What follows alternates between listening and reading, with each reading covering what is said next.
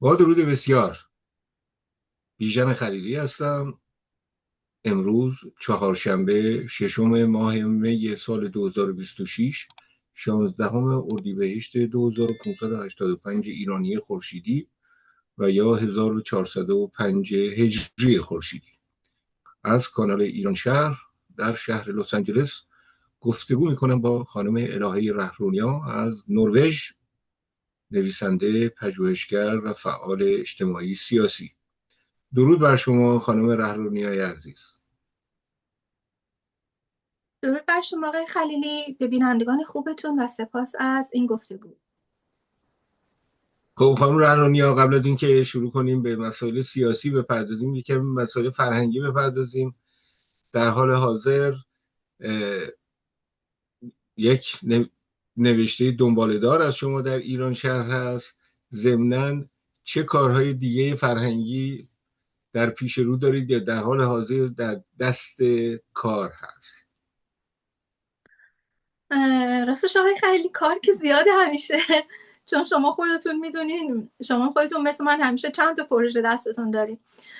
درباره این چیزی که گفتین در ایران چاپ میشه، بعدم در ایران شهر، بعدم یه توضیح کوتاهی بدم. این یک رمان هست، یک رمان بلنده که من 10 سال پیشونه نوشتم و الان فکر کردم که برای در واقع بازنویسی اون چه خوبه که اینو به شکل پاورقی هم داشته باشیم و با یه تیر دو نشون بزنیم.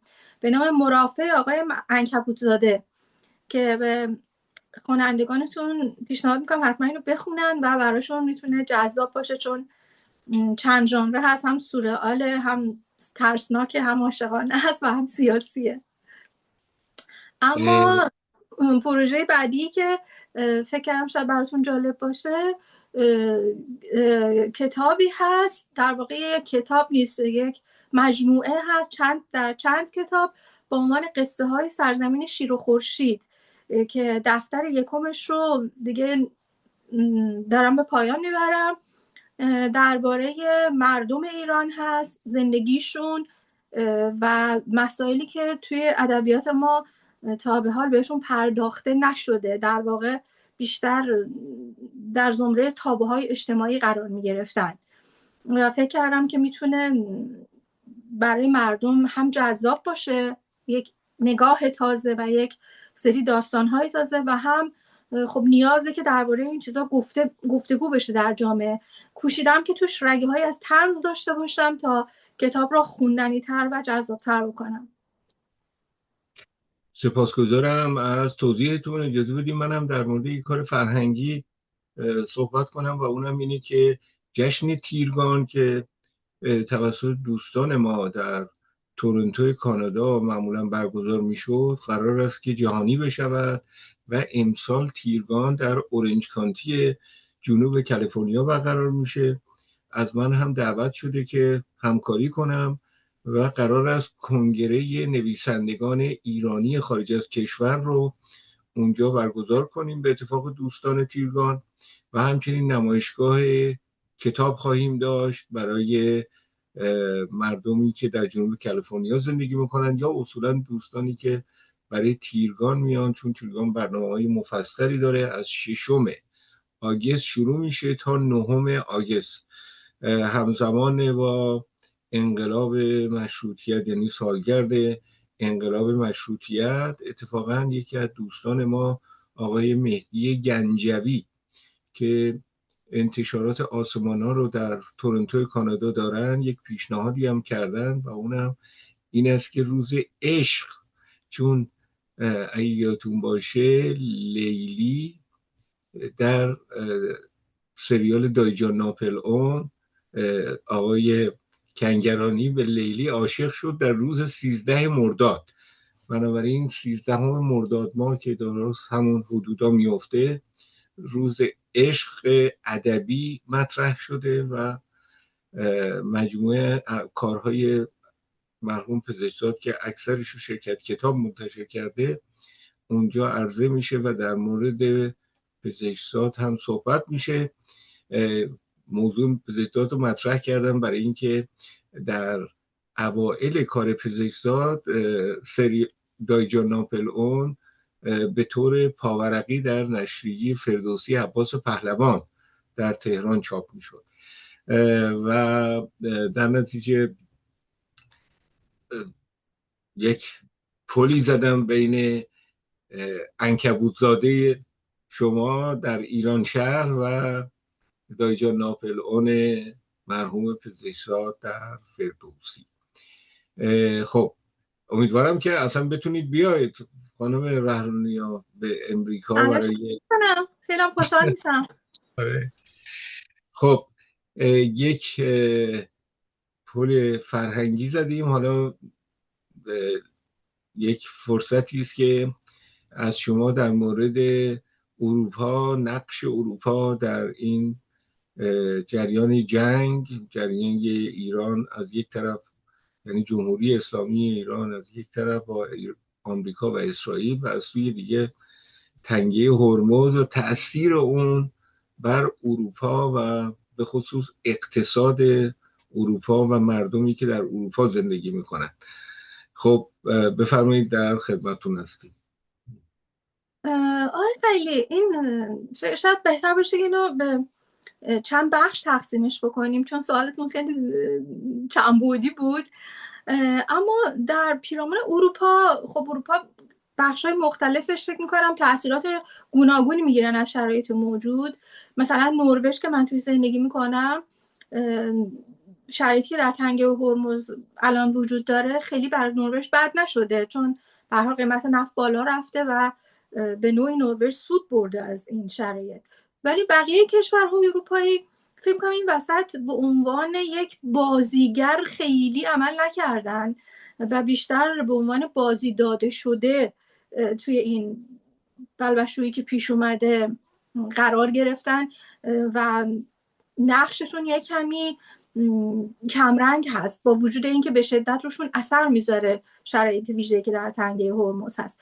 اما اون چیزی که این روزا خیلی شنیده میشه این طرف و اون طرف در بحث‌های سیاسی، اون دلخوری و اون دلشوره‌ای هست که ناظران سیاسی در رابطه با رفتار آقای ترامپ دارن و خیلی با نگرانی به مسئله نگاه میکنن و همش میگن چرا مثلا اینقدر تناقض وجود داره، چرا این کار کرد، چرا آتش بس کرد، چرا حالا کشید عقب فلان.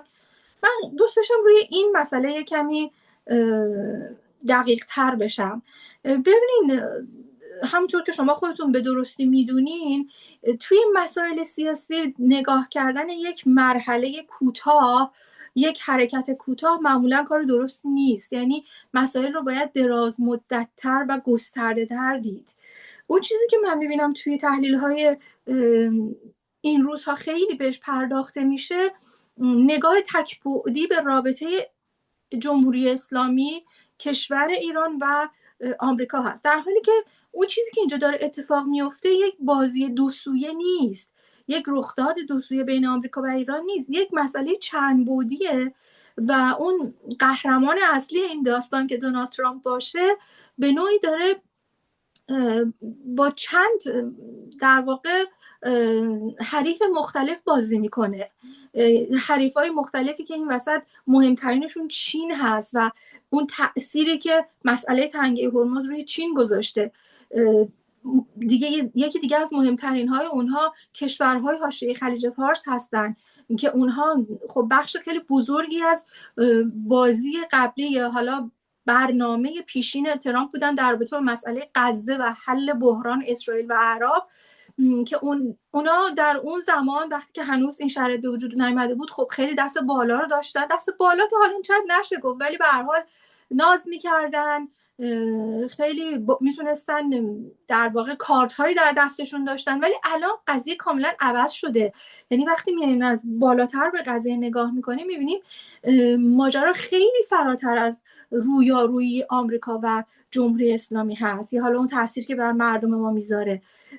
الان چند تا حریف روبروی ترامپ هستن و ترامپ داره با همه اینها در واقع دیل میکنه. ببینید مثلا چقدر سر مسئله پیمان ابراهیم مشکل داشت ترامپ، باید با اینا مذاکره میکرد، در واقع بدبستان میکرد. ولی الان یه جوری شده که کشورهای عربی دارن التماس میکنن که اسرائیل و آمریکا در کنارشون باشه و بازی کاملا عوض شده و اینو دستاورد هست.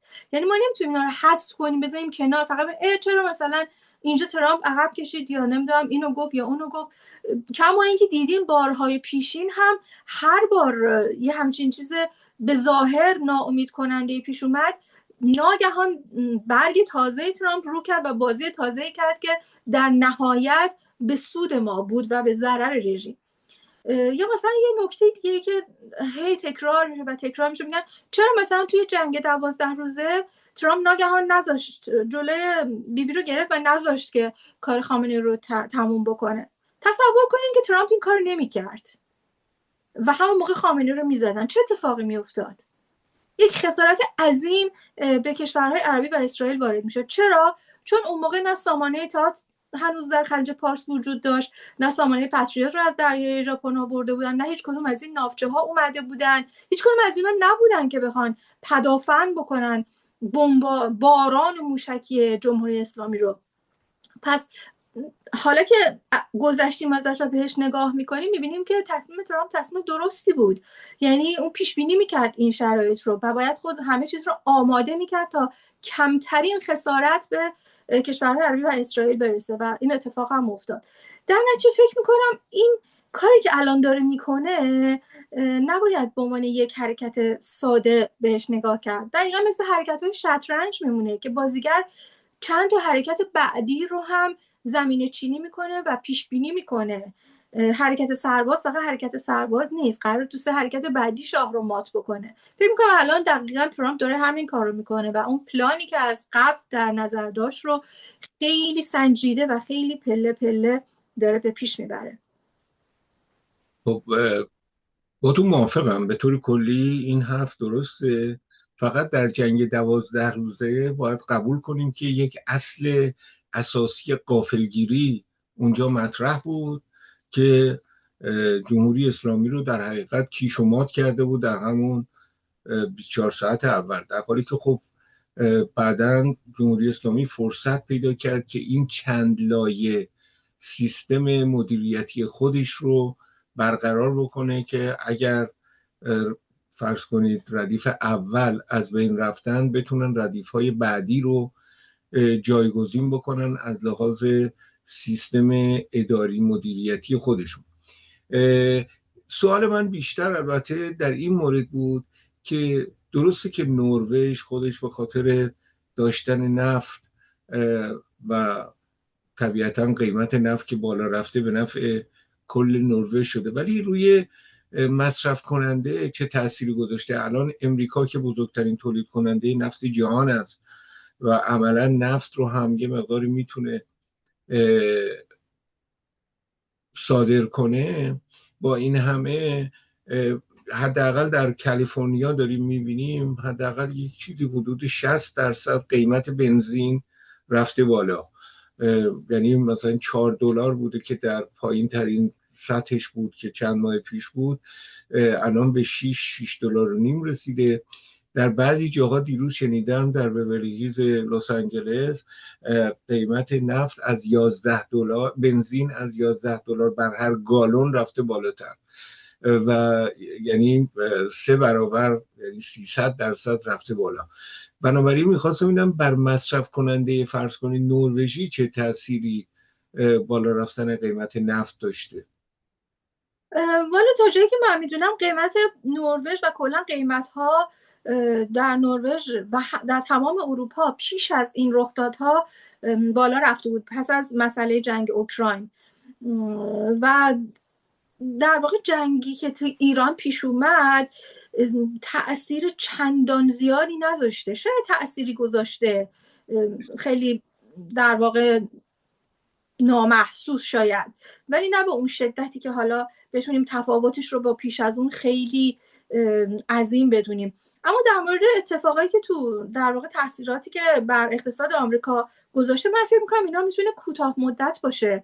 یعنی قاعدتاً همینطوره، چون ترامپ توی این همین پروسه کم سود نکرد. یعنی هم پوزه در واقع چینی ها رو به خاک مالید به عنوان بزرگترین مصرف کننده نفت خلیج پارس، هم پوتین رو این وسط به عنوان یک صادر کننده تحت تاثیر قرار داد و هم خودش رو بیشتر از پیش جا انداخت به عنوان صادر کننده نفت. هم از اون طرف امارات رو همونطور که میدونین با اتفاقی که افتاد خروجش از اوپک، همه اینها رو که کنار هم میچینیم، ترامپ در نهایت فکر میکنم خیلی بیشتر از اون چیزی که در این لحظه در این پریود کوتاه داره ضرر میده سود خواهد کرد.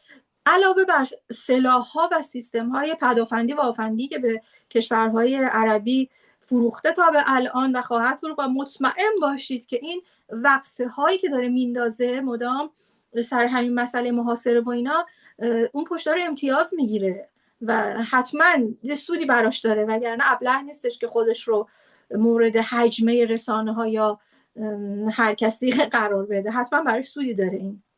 البته همچنان باید یادمون باشه که همچنان مقامات امریکایی یک کدومشون یه حرفی میزنن، اون یکی حرف دیگری میزنه. مثلا آقای روبیو میگوید که ما دیگه جنگ تمام عیار دیگه با جمهوری اسلامی نداریم، از سوی دیگه فرض کنید آقای ترامپ میگوید که ما نابود میکنیم. از اونور محاصره دریایی ادامه پیدا میکنه. دیروز یا پریروز گفتن که کشتی ها آزاد میتونن از تنگه هرمز عبور کنن و جمهوری اسلامی یک واکنشی نشون داد، تیراندازی کرد با ناوچه ها. بعد آقای ترامپ گفتن که دیروز گفتن اونو متوقف کردن به دلیل اینکه پاکستان یک میانجیگری جدیدی کرده، یک قرار جدیدی رو یا مطرح کرده.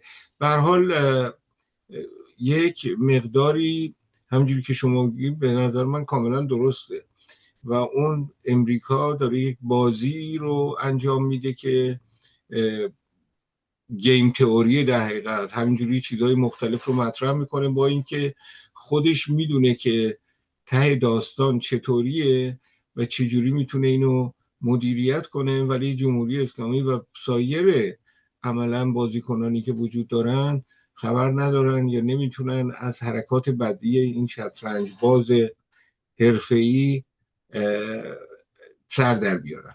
اینو کاملا باهاتون موافقم. خب بفرمایید که در جامعه ایرانی اروپا چه خبر است؟ اینجا ما در امریکا همچنان به ویژه در لس آنجلس و واشنگتن دی سی همچنان تظاهرات به نفع در حقیقت علیه جمهوری اسلامی و به نفع شرایط موجود، یعنی اینکه امریکا و اسرائیل در جریان دخالت بکنن برای اینکه بتونن قدرت جهنمی جمهوری اسلامی رو به زیر بکشن وجود داره. در اروپا چطور؟ در اروپا هم جسته گریخته در شهرهای بزرگ البته این راهپیمایی ها در جریان هست، ولی خب خیلی کمتر، چون اینجا مردم اروپا خیلی نه دغدغه مسائل ایران رو دارن و خب چون جمعیت ایرانی ها هم کمتر هست یه خود مشکله، چون بار مثل آمریکا نیستش که سویه های مختلف اجتماعی خیلی راحت بتونن به ابراز وجود بپردازن و حتی با هم به نوعی درگیر بشن، حالا درگیری مسالمت آمیز یا غیر از اون. اروپا بیشتر تحت سیطره چپ هاست و در نتیجه این خلاف جریان آب رفتن از سوی ایرانی های مقیم اروپا در این مدت براشون یکمی گرون هم تموم شده، به این آسونی هم نبوده براشون. یعنی منظورتون چطوریه؟ چرا باسی؟ یعنی مثلا برفرض وقتی که ما تو خیابون میریم برای تظاهرات، واکنش هایی که میبینیم خب واکنش های جالبی نیست. واکنش هایی که میگیریم از مردم، صحبت هایی که میشه، درگیری های لفظی که پیش میاد، تمسخر، مورد تمسخر واقع میشیم. مثلا خیلی وقتا به ویژه وقتی که مثلا دوستان پرچم اسرائیل رو هم در کنار پرچم شروق خورشید به خیابون ها میارن، معمولا حالا شاید این گفته خیلی مطرح نشه همه جا، ولی واقعیت اینه که واکنش بینندگان اروپایی واکنش قشنگی نیست. پوزخندهایی که زده میشه، تمسخری که انجام میشه تو گفتگوهای خصوصی، درگیری‌های لفظی که پیش میاد، به هر حال خیلی آسون نیست. و همینطور رسانه ها خیلی نه تنها پروموت نمی کنن، بلکه در بیشتر مواقع سعی میکنن کاملا اینها رو نادیده بگیرن. یعنی به نوعی یهود ستیزی اروپا دوباره سر برآورده است و این یهود ستیزی یعنی عملا اسرائیل ستیزی، و با توجه به اینکه اسرائیل مخالف جمهوری اسلامی در منطقه است، مخالف بنیادگرایی جمهوری اسلامی، مخالف سرکوب مردم ایران در ایران توسط جمهوری اسلامی، موافق و پشتیبان جنبش زن زندگی آزادیه و موافق این است که رعایت حقوق بشر در جمهوری اسلامی بشه، همه اینا رو که توجه میکنیم اروپایی‌ها به طور کلی پس با این ترتیب مخالف اسرائیل هستند، یک جوری در جهت توافق با جمهوری اسلامی هستند. نتیجه گیری میتونه این باشه ها؟ نمیشه گفت در جهت توافق با جمهوری اسلامی، ولی یه به نوعی میشه گفت یه کوری غالب وجود داره در جامعه به تمام این مواردی که شما الان یاد کردین دونه دونه. یعنی همه چیز نادیده گرفته میشه، همه ابعاد مسئله نادیده گرفته میشه و فقط تنها چیزی که هست اینه که اسرائیل بعد از مردم فلسطین خوب است. تمام.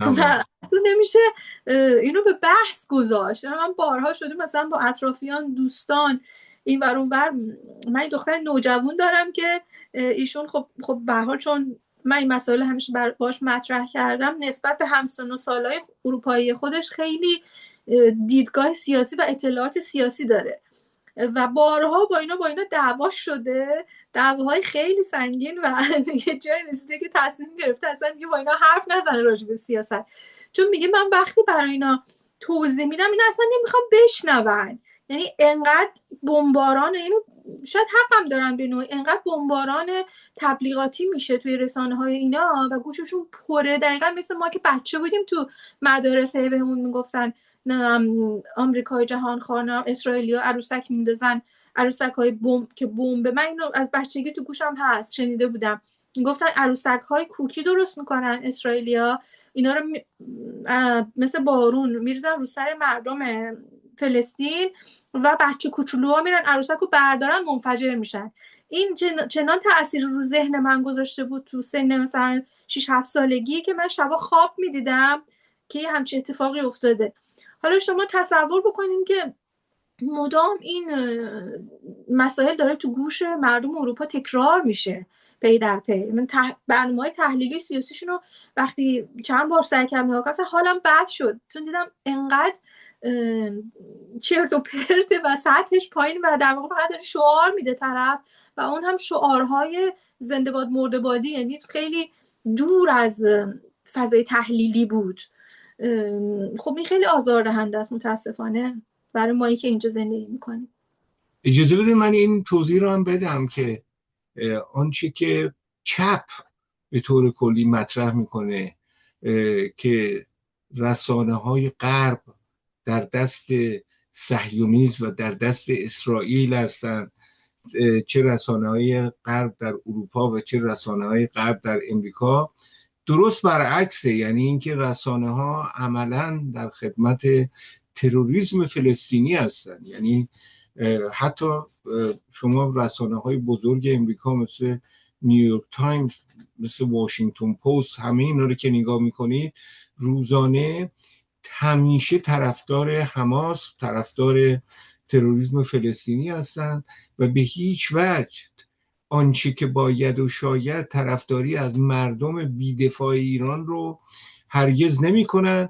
باید توجه داشته باشیم که این تروریسم فلسطینی همچنان پشتیبان کشتار مردم ایران توسط جمهوری اسلامی است. یعنی این مجموعه گرهی که ملت ایران باش گرفتاری داره اینجا روشن میشه. یعنی اینکه یک عده تروریست هشت‌الشعبی حماس حزب الله، جهاد اسلامی، همه اینا با همدیگه، با فاطمیون افغانستان، همه اینا همکاری میکنن با جمهوری اسلامی در سرکوب ملت ایران. و اون وقت همه اینا علیه اسرائیل هم هستن، بازوی نیابتی جمهوری اسلامی در منطقه هستن برای زدن اسرائیل و برای مظلوم نمایی در رسانه های غربی. و این به قول معروف توطئه رو به وجود آوردن که درست برعکس اون چیزی که در تبلیغات ما میبینیم. در تبلیغات همیشه میگویند رسانه های غربی طرفدار اسرائیلن و اسرائیل اینا رو در مشت خودش داره، در حالی که درست بالعکس همینجوری که شما میفرمایید. دقیقا همینطوره، کاملا برعکسه. برعکسه.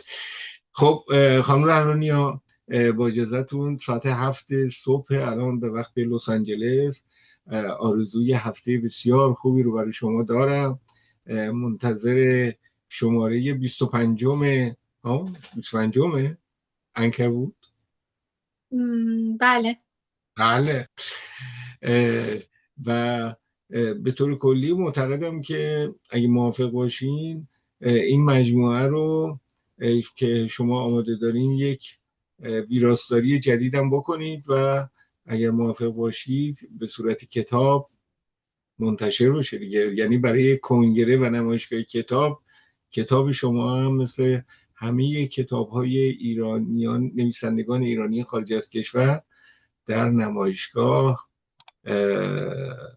به معرض عموم گذاشته بشه. حتما. البته مرافق عنکبوت زاده که خیلی طولانیه، هنوز کلی کار داره، ولی شاید قصه های شیر و خورشید رو بتونم برسونم به اون. انشالله. سپاسگزارم. هفته خوبی برای شما و همه بینندگان عزیز آرزو میکنم. خدا نگهدار.